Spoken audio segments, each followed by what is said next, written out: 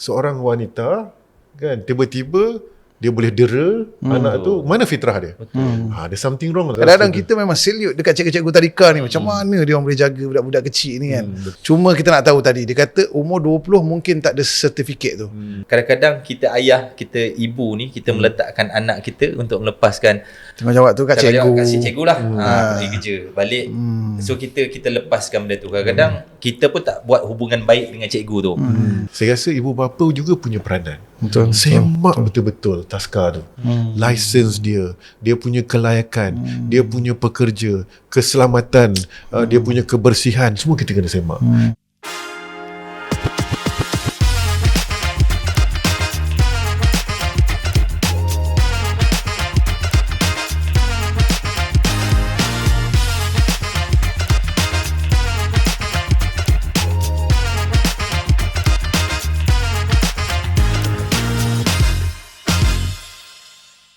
Bismillahirrahmanirrahim. Assalamualaikum warahmatullahi wabarakatuh. YB. Assalamualaikum. Waalaikumsalam. YB sihat? Alhamdulillah. Mas Syarul sihat? Alhamdulillah sihat. Saya pula jadi host ni, view tak ada, kita ambil alih. Tapi lain macam hari ni. Dia macam Sebab nampak pakai songkok. Tengok YB. Jadi guys, anda dalam sedang menonton podcast Suam. Bukan Suam-Suam Kuku, tapi yang itu. gitu. Jadi hari ni kita nampak ada kelainan sikit bang. Betul. Sebab Kita bawa ruh yang lain ni. dan hari ni kita tak ada satu guest kita, Ustaz Haris. So tadi YB kata apa? Podcast ni dia podcast apa? Podcast Sam. Sama. Ustaz Haris tak ada kan. Baik, kita nak direct to the point. Jadi macam biasa, kita setiap minggu first kali kita nak korek, nak tanya apa perkembangan terkini lah.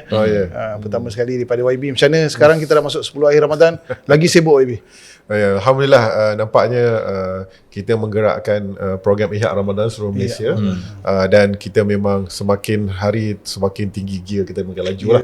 Cuma yang di antara yang saya boleh kongsikan dengan semua adalah sekarang ini kita lancarkan program Ihya Ramadan tapi digerakkan oleh anak muda. Di seluruh Malaysia, kita jawatankuasa masjid ni, jawatankuasa anak muda yang menggerakkan program-program di seluruh Malaysia. Jadi Alhamdulillah, bila saya pergi buat di Penang, di Masyarakat, memang program itu dihidupkan oleh anak-anak muda dan mereka mengajukan pelbagai program-program yang baik lah. Jadi itu merupakan pada saya satu perkembangan positif di mana anak muda sudah mula mendekatkan diri kat masjid dan mereka bukan saja pergi solat tetapi mereka menggerakkan program-program yang macam-macam. Alhamdulillah. Macam mana dapat anak muda yang gerak? Ada collab dengan mana-mana? Yes, kita berkolaborasi dengan Kementerian Belia dan Sukan. Kita lancarkan, Perdana Menteri yang melancarkan program tersebut. Kita kerjasama dengan Jabatan Belia Sukan dan Negara, dengan JAKIM, YADIM, YAPIM dan semua. Jadi kita gerakkan dan kita bagi sedikit peruntukan. Kemudian kita buat liputan yang baik. Apa yang kita nak buat ni, Amar dengan Sahrul, adalah macam mana kita nak cetuskan gelombang baru kebangkitan anak muda yang berpaut hatinya di masjid. Masya Allah. So, anak yang tak apa-apa muda macam mana? Alhamdulillah, kita masuk 10 akhir ni kan. Jadi minggu lepas sajalah nak share semua. Saya dengan Amar kita ada buat sikit lah, kita santuni orang-orang yang kurang bernasib baik. Alhamdulillah. Kita jumpa, kita ada bagi sikit bantuan. Dan daripada itu sebenarnya tahun lepas diorang buat lah. Cuma tahun ini saya rasa lebih dekat lagi. Sebab kita dengar sendiri masalah kan. Ada, kita rasa kita paling susah ni maybe. Tapi ada satu keluarga yang kita pergi jumpa tu, mak dia kena kanser, anak kena kanser, abang kena skizo, OKU. Jadi Masya Allah, kita rasa macam cucu sawan satu family. Masya Allah. Jadi kita rasa untung lah hari ni kan. Syukur Allah bagi nikmat ni kan. InsyaAllah. Dan saya dengan YB, saya yang banyak bergerak dengan Abang Syarul kita lah. Kita memang berdua je bergerak. Setiap tahun macam Abang Syarul kata, kita memang buat macam ibadah sosial. Kita bergerak menyantuni orang-orang asnaf. Dan macam biasa kami sibuk dengan berniaga lah. So nanti dalam segmen pasang badan nanti kita akan share apa benda terbaru. Alhamdulillah. InsyaAllah. So kita akan ke segmen seterusnya dalam podcast Suam-Suam Kuku. Podcast Suam.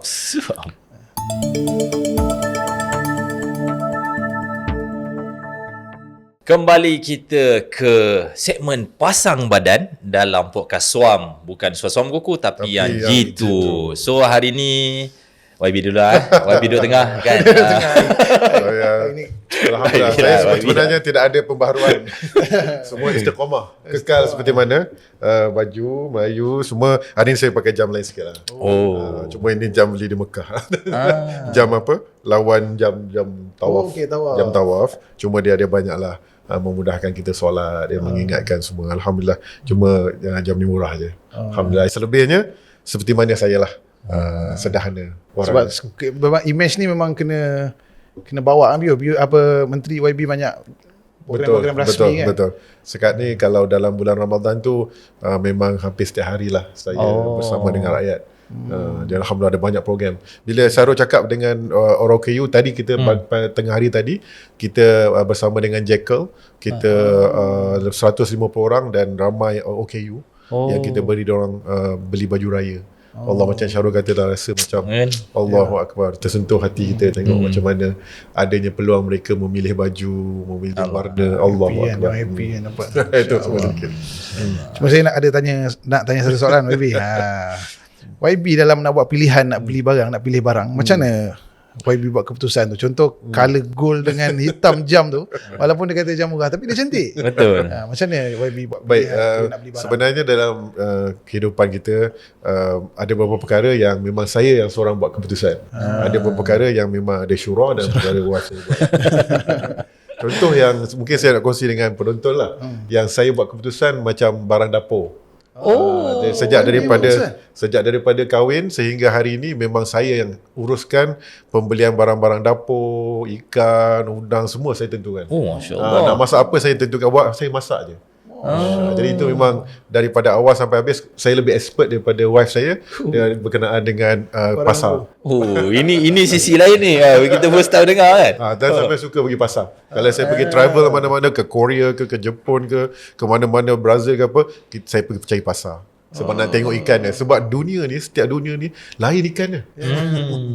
Sebab sedikit lah. Kita mana pun nak tentukan apa kunyit Ni dengan bunga, lengkuas. apa nama tu? Daun Cengkeh. Daun Apa apa tu? nama ni? Alah, saya tak tahu lah. Daun sup tu. Dia daun sup. apa tu? Betul. Masya-Allah.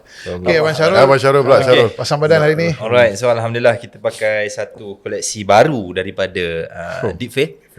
Apa nama ni bang koleksi ni? Ruji? Bukan. Yang ni denim one set denim collection lah. Nama Denim pun kita collection. belum. Nama pun belum lagi. So ini patutnya kita nak launch bulan raya ni kan. Bulan puasa ni. Tak sempat. Tak sempat. Kita ajak ke depan dah. Okay. Tapi style lo cantik. Dia bila umur dah mendekat ni kita rasa macam pakai lulus ni sedap sikit kan. So Alhamdulillah. Kasut berjalan. So ni Ibu SL. Ini sedap lah running ni. Betul. Kasut running. Sekarang punya trend memang kasut running dia jadikan kasut lifestyle. Masya-Allah. Ni SL ni antara top running shoes sekarang. Running shoes tu. Tapi orang dah jadikan kasut lifestyle. Baik, abang tak nak tanya saya? Mak, silakan. Nampak ada persamaan tapi Ada perubahan pakai songkok hari ni.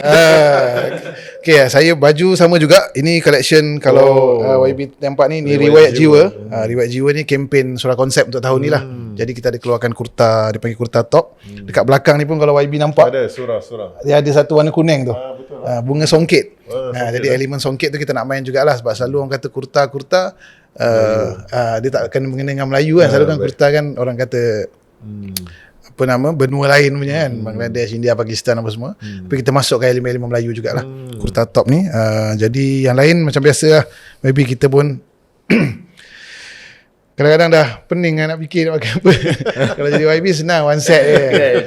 Jadi sebabkan kita bawa fashion brand tu, so kita cuba jugalah nak put something into perspective, ataupun kita nak ada wow factor sebab kita carry brand fashion kan.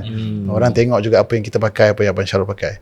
So saya rasa tu saja untuk segmen pasang badan kali ni. Alhamdulillah. Kita terus ke segmen seterusnya yang lebih panas dan lebih penting, lebih utama dalam podcast Suam kita. Okay guys, jumpa dekat segmen seterusnya.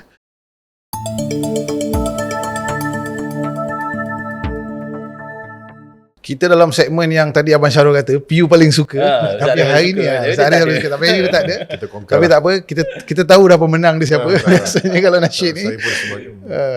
Jadi kita teruskan, kita dengar Teka nasyid irama dan jiwa. Jeng jeng. Selamat tinggal Kita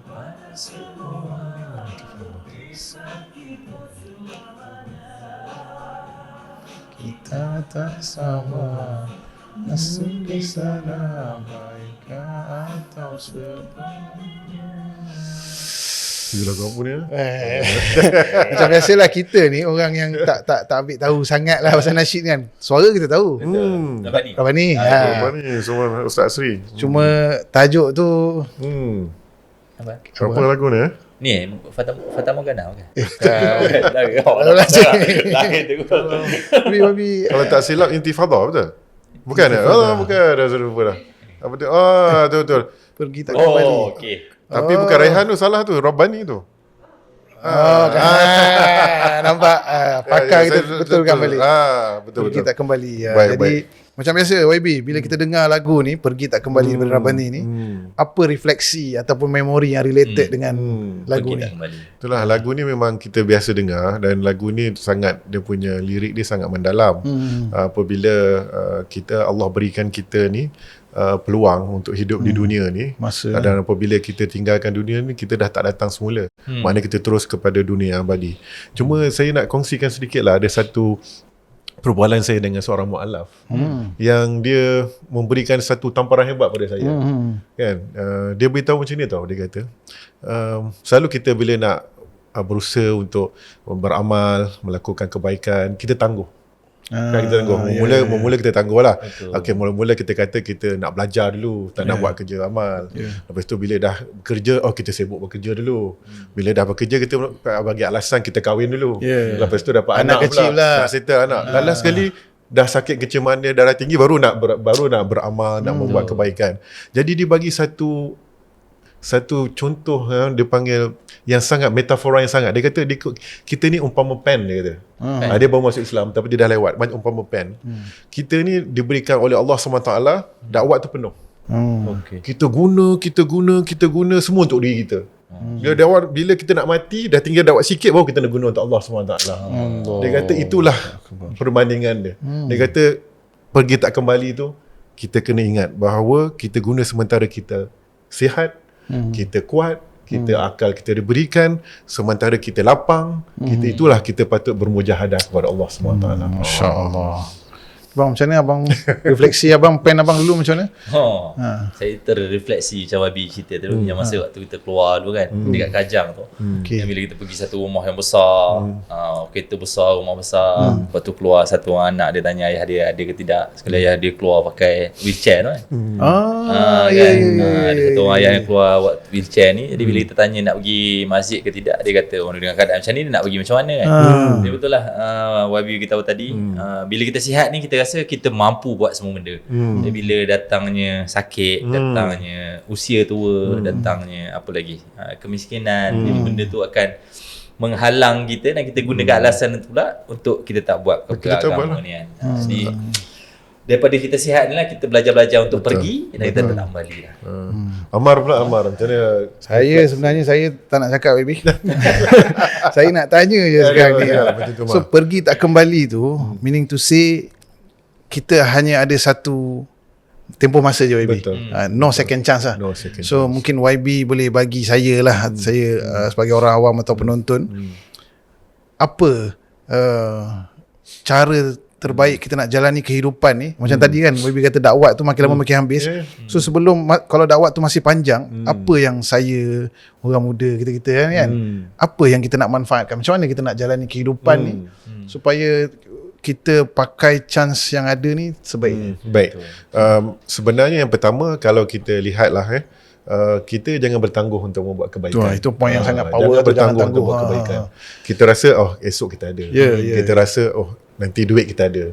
Kita kata nanti anak dah besar barulah kita. Sebenarnya untuk membuat kebaikan tu kita kena buat segera, supaya setiap masa yang diberikan oleh Allah SWT itu adalah akan menjadi masa yang bermanfaat kepada kita. Itu yang pertama. Apabila kita membuat kebaikan, kita membuat segera. Yang kedua, apabila kita membuat kebaikan, kita segera, tetapi yang paling penting juga Rasulullah kata istiqamah, summa istaqim wa in qalla. Dia kata Rasulullah sabda, kita meneruskan, kita istiqamah wa in qalla, walaupun sedikit. Maknanya kita perlu konsisten melakukan kebaikan itu. Walaupun kalau kita solat 5 waktu tepat waktu, kita konsisten. Kalau kita bersedekah sikit RM5 setiap hari pun konsisten. Kalau kita melakukan amal konsisten. Konsisten ni sebenarnya, kalau kita tengok, nak tahu kita kasih kepada seseorang itu bukan kerana apa, tapi kerana konsistennya kita. Contohlah, kita kasih kepada anak-anak kita, kita konsisten kasih sayang kat dia. Kita berikan tumpuan kepada dia, kita bagi tumpuan. Tapi kalau kadang-kadang itu bukan kasih. Itu bukan love. Jadi kerana kasihnya kepada Allah, kita mesti konsisten mengasihi Allah SWT. Jadi sentiasa mengingat Allah SWT. Jadi itu yang Nabi cakap, summastaqim. Apabila kamu melakukan kebaikan, kamu buat secara berterusan walaupun sedikit, itulah adanya segera dan istiqamah. Masya Allah, power. Okay guys, dalam segmen Irama dan Jiwa ni 2 poin penting. Pertama tadi bang, jangan tangguh. Nombor 2, konsisten, istiqamah. Okay guys, kita ke segmen seterusnya lepas ni dalam podcast Suam.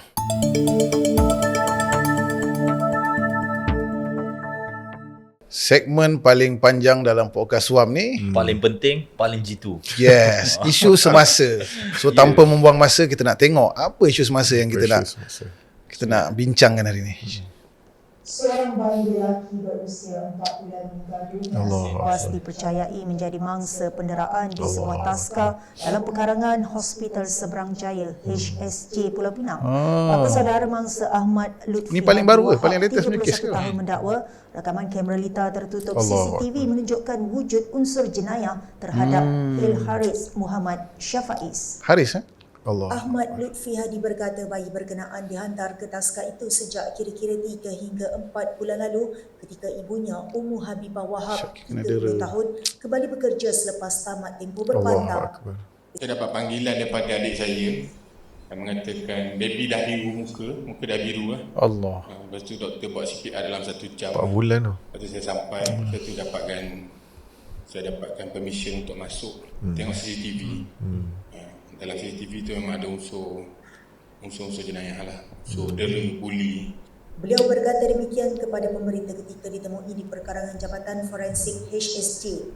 Wartawan Malaysia Gazette Melinda Abdul Malik melaporkan rakaman CCTV berkenaan menimbulkan kemarahan kepada keluarga. Perasaan saya marah lah bila saya nampak apa yang dia buat dekat baby tu kan. Sama ada dia bertauliah ke tidak, ada cert ke tidak. Saya tak rasa dia ada cert sebab dia baru umur 20. Dia pembantu tu. Berkenaan kerana lokasinya berada dalam kawasan hospital serta berhampiran rumah mereka. Menurutnya, Hil Haris akan dikebumikan di Terengganu berhampiran pusara nenek mereka. Innalillahi wa inna ilaihi raji'un. Allahumma salli ala sayyidina Muhammad. Sebelum kita tanya lebih lanjut dekat YB kan, saya nak tanya Abang Syarul. Bang, Syarul ni dia kekeluargaan.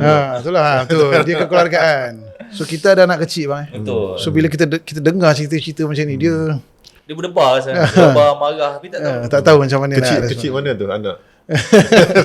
Saya dia 2 tahun. Oh, 2 tahun. Saya 4 tahun. 4 tahun. Paling kecil 4 tahun. Dan Saya bakal nak- nanti gila. Bakal ada juga insya-Allah. Jadi abang ada pengalaman hantar anak sekolah apa semua kecil-kecil taska ni? Ada pernah hantar ke taska lah, tapi kita hantar taska yang kira dah well established kan. Jadi itulah benda antara kerisauan kita ayah risau, sebenarnya mak lagi risau. Betul, sebenarnya. betul. Kita kadang kita cakap dekat buah kita tak apa, insya-Allah kan. Tapi bila berjadinya perkara-perkara macam ni, dia kadang yalah dia timbul rasa selamat ke anak aku duduk kat tempat ni kan. Sebenarnya nak kongsi juga 2-3 tahun lepas lebih anak buah saya sendiri dekat ni meninggal di taska kan. Jadi bila jadi benda macam tu tapi bila dah postmortem apa semua disebabkan tersedak susu. Mungkin dia bukan sebab dera, tapi bila benda tu berlaku dekat satu taska, so kita banyak spekulasi kan. Kalau kita tengok sekalipun orang tu dia tahu ada CCTV. Ya. Dia tahu CCTV kan, tapi boleh juga dia buat macam tu kan. Benda yang kita tak tahulah manusia ni kan. Dan saya pula contoh kita sendiri kan jaga anak, sebenarnya kita tahu macam mana susah nak jaga budak kecil kan, kan perangai dia tu kan. Kadang-kadang kita memang salute dekat cikgu-cikgu tadika ni, macam mana dia orang boleh jaga budak-budak kecil ni kan. Dengan nak tahan perangai yang lain-lain ni apa semua kan. Cuma kita nak tahu tadi, dia kata umur 20 mungkin tak ada sertifikat tu. So memang ada undang-undang yang kena jaga kalau dalam nak menjaga budak-budak kecil taska. Baik, kalau kita lihat dari sudut secara makronya, memang sudah ada syarat-syarat yang ketat untuk taska ni. Even qualification juga perlu ada. Sekarang ni at least minimum kena ada diploma pra sekolah kanak-kanak tu kan, untuk mendidik anak-anak, sekurang-kurangnya mereka ada kemahiran. Tetapi ada juga yang tidak memenuhi syarat-syarat tersebut. Lesen boleh dia tarik balik lah oleh pihak berkuasa. Tapi mungkin saya nak ambil daripada sudut yang lebih luas. Ada berbagai kerajaan, dia perlu melihat dari pelbagai sudut.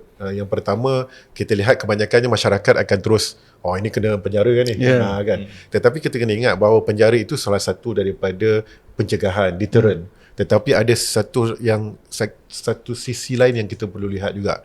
Yang pertama adalah kenapa masyarakat kita, ada dalam masyarakat kita fitrah dia sudah hilang kemanusiaan. Kan? Sebab manusia ni kalau dia tak ada agama, fitrah dia mesti nak baik. Betul. Kan? Fitrah. Contohlah orang asli dalam hutan tu. Dia baik. Dia jaga anak dia. Dia tak pernah abaikan anak dia. Kalau kita tengok, kalau saya ramai dengan kawan-kawan sahabat-sahabat yang berdakwah dengan orang asli ni paling senang nak dakwah dia. Sebab jiwa dia baik. Kan? Dia suka tolong orang, keluarga dia. Maknanya fitrah dia baik. Tapi kenapa seorang wanita kan tiba-tiba dia boleh dera anak tu, mana fitrah dia? Ada something wrong lah. Ada tak masalah dalam masyarakat. Jadi sebagai kerajaan kita kena tengok benda tu. Jadi itu yang kita cuba lakukan sekarang ni. Mungkin barangkali di antara faktor yang menyebabkan tekanan hidup masyarakat kita. Jadi itu yang kita kena usahakan, macam mana untuk kita bantu masyarakat kita untuk tingkatkan ekonomi mereka, supaya mereka kemudian tingkatkan pendidikan mereka.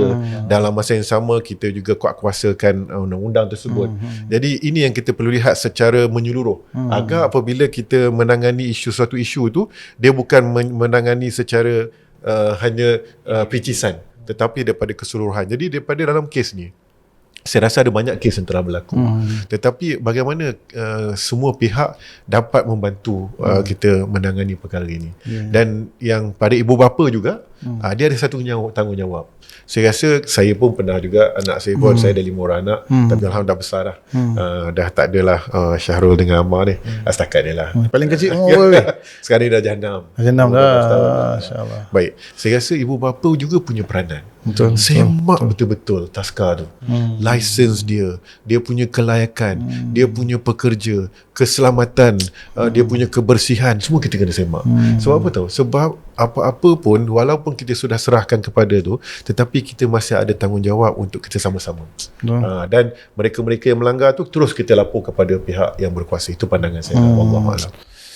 Power bang, macam YB cakap pasal orang asli tu, kan biasa kita tengok binatang pun sayang anak kan, dia cuba nak protect anak dia daripada haiwan lain apa semua kan. Jadi macam YB kata, kita kena cari, kita bukan nak mengubat, dia kata apa, mencegah lebih baik daripada mengubati. So apa yang YB cakap dia, apa yang saya faham lah daripada point of view saya, kita nak cari root cause, kenapa orang tu boleh sampai bertindak macam tu. Yang kita tengok sekarang ni benda yang dah jadi pada satu orang kan. Kita nak tengok apa sebab dia buat jadi macam tu. So antaranya macam tekanan hidup semua tu kan. Dan mungkin berbalik kepada yang sebelum ni lah. Mungkin apa nama, dia punya dalaman dia, dari segi akidah dia, dari segi kasih sayang, mahabbah dia, dan dari segi cara fikir, pemikiran dia kan. Yang mungkin yalah, mungkin kita kena tengok juga. Dan sebenarnya berbalik kepada YB cakap juga, dia punya penyelesaian dia berbalik kepada kita as parents juga kat rumah kan. Macam mana kita nak dengan anak-anak kita, kita nak ada ilmu juga nak ni. Macam mana bang?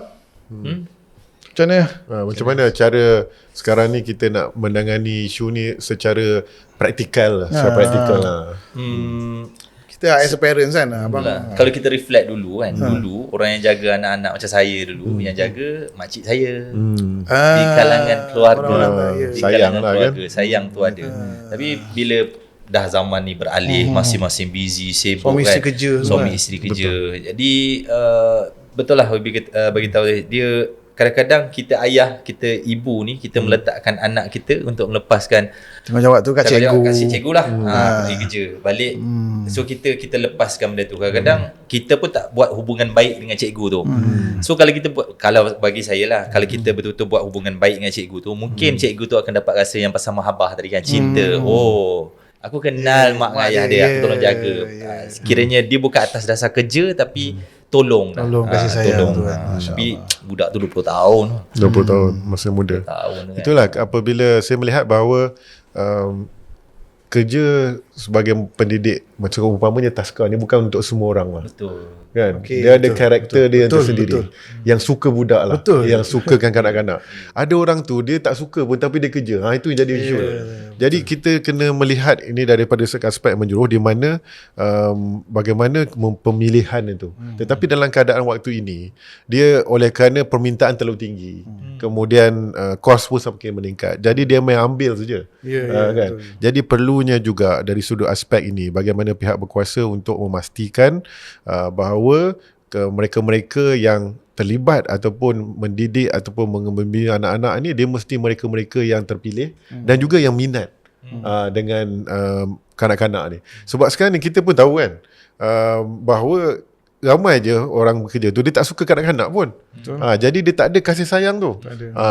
Jadi apa yang berlaku adalah dia akan, kalau dia tak dera pun dia akan mengabaikan anak-anak tu.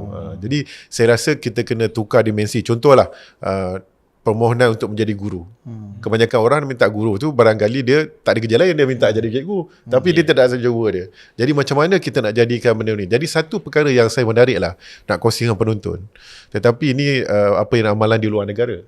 Kalau kita tengok di Finland, kan, di negara-negara lain, gaji seorang pendidik even sekolah preschool, sekolah rendah, sekolah menengah tu gaji di antara gaji yang tertinggi dalam struktur masyarakat tu. Betul. Struktur masyarakat tu. Jadi mereka dapat yang terbaik. Gaji cikgu ni macam doktor.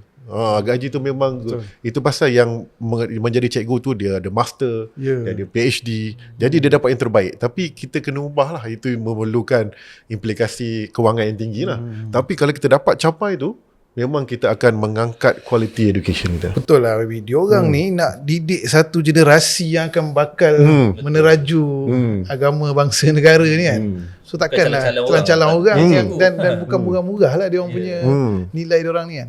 Nah baby, saya ada satu soalan. Dan soalan ni mungkin lepas ni saya dibuang pada podcast ni. Sebab dia panas sikit, sebab dia macam personal sikit saya nak tanya kan. Dan ada peluang pula nak bercakap dengan menteri. Tanya Sarul lah. Okay, boleh YB cakap masalah tekanan hidup apa semua kan. Jadi saya lah sebagai orang awam nak tanya. Dengan kita tahulah kerajaan cuba nak bantu, tapi kita tengok makin hari masalah ni makin menjadi-jadi, ada masalah sana sini apa semua. YB rasa penyelesaian dia ataupun benda ni dia akan makin teruk ataupun dia akan makin okey ataupun apa sebenarnya inisiatif yang kita as a person, as a keluarga, community dan kerajaan lah kena buat benda ni. Sebab kita nampak benda ni sebenarnya macam makin lama makin menjadi-jadi kan. Betul. Saya melihat bahawa yang menjadi isunya sekarang ni adalah berkenaan dengan kita punya worldview kita, worldview masyarakat kita. Maksud dia pandangan alam kita bahawa untuk kejayaan adalah dia mesti ada kereta besar, dia mesti ada rumah besar, dia mesti bergaya, dia mesti ada status quo dalam masyarakat. Itu makna itu definisi kejayaan kita. Akhirnya dia membuatkan tekanan hidup kepada masyarakat kerana kita bersaing untuk dia ni lebih, dia dapat lebih. Jadi itu masyarakat kita telah dia punya worldview tu telah dia sebegitu framework dia. Sedangkan kita framework kita dalam Al-Quran, framework kita dalam agama, apa yang paling penting adalah dipanggil happiness ataupun as-sa'adah. Saadah itu adalah kegembiraan di dunia dan akhirat. Jadi dalam kegembiraan di dunia dan akhirat itu ada sifat qanaah, kan, yang merasa cukup. Kemudian ada sifat tawaduk. Tapi ramai orang yang salah faham apa itu qanaah, apa itu tawaduk. Okey, bila kata tawaduk dia mesti miskin. Apabila qanaah dia mesti biasa-biasa je. Apa yang dimaksudkan dengan qanaah ni cukup, rasa cukup. Tawaduk ni adalah walaupun kita ada kekayaan tapi kita detach kekayaan itu dengan dunia tapi kepada Allah SWT. Ini apa para sahabat, Panjang Abu Osman bin Affan kaya raya, Abdul Rahman bin Auf kaya raya, dia tak tawaduk. Dia tawaduk, dia qanaah. Tapi sebab apa? Kekayaan dia tidak membuatkan dia lupa kepada Tuhan. Jadi itu yang kita kena ubah. Jadi saya nak bagi tutup dengan cerita. Ada sekali saya selalu cerita benda ni. Ini menarik sebab orang bukan Islam yang cerita. Saya tanya sebab di antara ada satu kajian yang dijalankan, nak ambil ni boleh? Kita punya show malam ni. Okey, ini kajian dijalankan di McGill University di Kanada. Dia mengkaji tentang sejauh mana rakyat sesebuah negara itu boleh hidup tanpa gadget, tanpa smartphone. Jadi dia buat kajian negara-negara mana yang terbaik yang boleh hidup survive tanpa telefon. Kan? Dan negara yang terbaik tahu apa negara apa yang terbaik? Negara yang terburuk dulu lah, negara terburuk. Negara terburuk China. Itu Arab Saudi. Maknanya yang tak boleh survive. Tak boleh survive. Nombor 3 Malaysia. Masyarakat kita spend telefon berjam-jam, terlalu lama. Jadi cuba tarik telefon, menangis. Kan? Jadi, anak kita sekarang. tapi ada negara yang terbaik yang dia boleh survive tanpa telefon. Negara itu Jerman. Dan saya kebetulan saya bertemu dengan duta Jerman, nama Dr. Peter Blomeyer. Saya tanyalah apa Your Excellency, saya tanya dia apa resepi ni kan. Dan dia beritahu, panjanglah cerita dia. Dalam Jerman, dalam sistem pendidikan tu ada nama konsep dia Bildung. Bildung ni the traditions lah. Macam konsep sejahtera orang Melayu. Kan? Bildung ni. Jadi konsep itu mereka tekankan dalam pendidikan, akhirnya rakyat masyarakat mereka boleh hidup dengan aman walaupun tanpa perlu bergantung kepada telefon. Tapi ada satu yang menarik.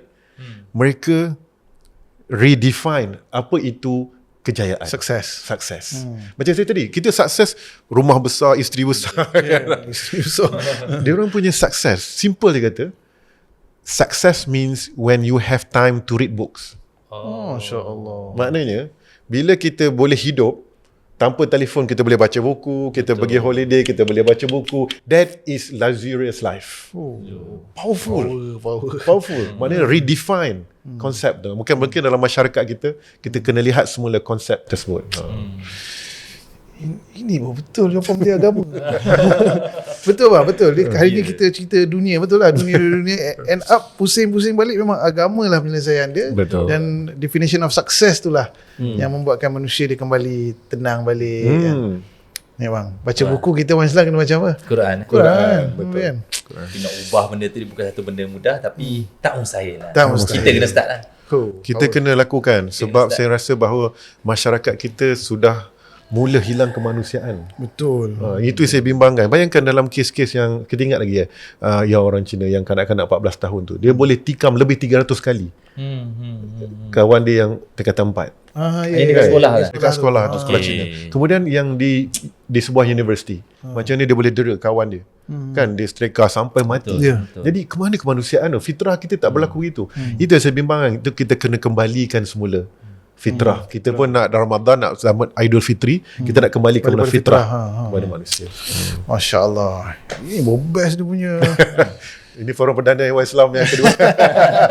Sesi santai ya. Okay, kita dah lebih masa untuk segmen keempat. Kita pergi ke segmen terakhir, kesimpulan podcast Suam.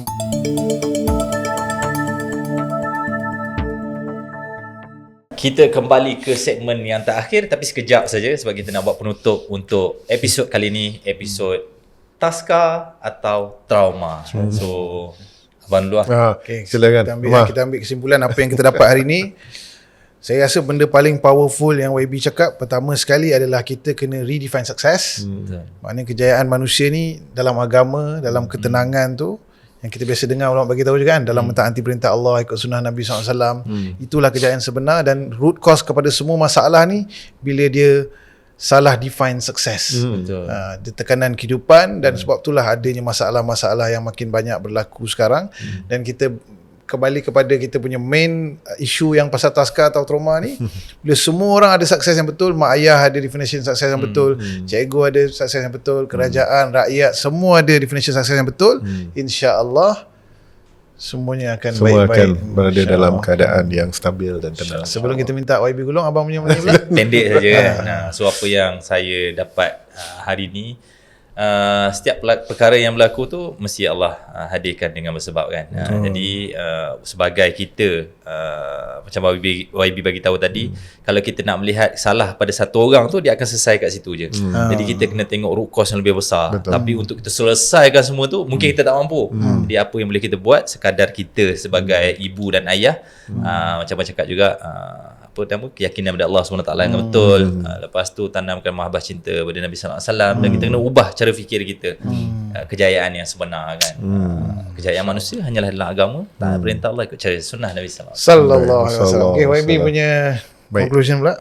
Saya melihat bahawa untuk kita menangani isu ini, sebenarnya kita kena memperkukuhkan institusi kekeluargaan itu. Okey. Dan macam mana kita nak kukuh institusi keluarga?